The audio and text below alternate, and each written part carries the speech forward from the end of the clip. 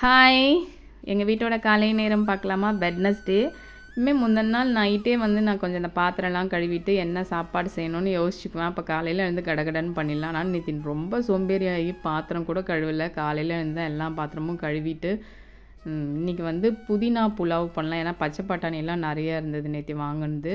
அதெல்லாம் போட்டு புலாவ் பண்ணிடலாம். இந்த மீல் மேக்கர் 65 பண்ணி ரொம்ப நாள் ஆயிடுச்சு. ஏன்னா இந்த காலிஃப்ளவரே பண்ணிகிட்ருக்கேன். இன்றைக்கி மீல் மேக்கர் போட்டு 65.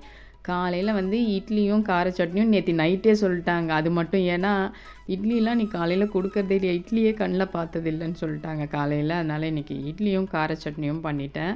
நான் ரொம்ப காரமாலாம் அரைக்க மாட்டேன். கொஞ்சம் அதில் அரைக்கும் போது லைட்டாக வெல்லம் போட்டுருவேன். சூப்பராக இருக்கும் கார சட்னி. காலையில் எனக்கே அது சாப்பிட ரொம்ப பிடிச்சிருந்தது. அதுக்கப்புறம் புலாவ்.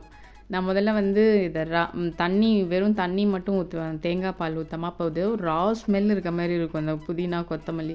ஆனால் அந்த தேங்காய் பால் ஊற்றி செய்யும் போது அது ஏதோ க்ரீமியாக சூப்பராக இருக்கும் அந்த புதினா புலாவ். நான் கொஞ்சம் உருளைக்கிழங்கெல்லாம் போட்டு தான் செய்வேன். ஆனால் நேத்தியும் நிறைய உருளைக்கிழங்கு பொரியல் செஞ்சதால் இன்றைக்கி வெறும் பச்சை பட்டாணி மட்டும் போட்டு செஞ்சாச்சு. கடகடன்னு எல்லாம் பண்ணிட்டேன். ஆனால் இன்றைக்கி கொஞ்சம் டைம் ஆகிடுச்சு தான். ஏன்னா ஸ்நாக்ஸ்க்கு என்ன கொடுக்குறதுனே தெரியாமல் ப்ரெட்டு இருந்துச்சு, வாழைப்பழம் வச்சு இதை நான் அடிக்கடிக்க செய்வேன். இப்போ ஃப்ரூட்ஸ் கொடுக்கறதால செய்கிறதே இல்லை.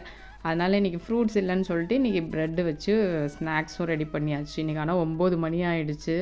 கடகடன்னு சாப்பாடெல்லாம் கட்டிட்டு ஜூஸும் போடலை இன்றைக்கி. அதனால் இந்த பக்கம் காயெல்லாம் கட் பண்ணி ஜூஸும் போட்டுட்டேன். ஒரு வழியாக எல்லா வேலையும் முடிஞ்சிச்சு. பாய். இன்னொரு வீடியோவில் பார்க்கலாம். டாட்டா.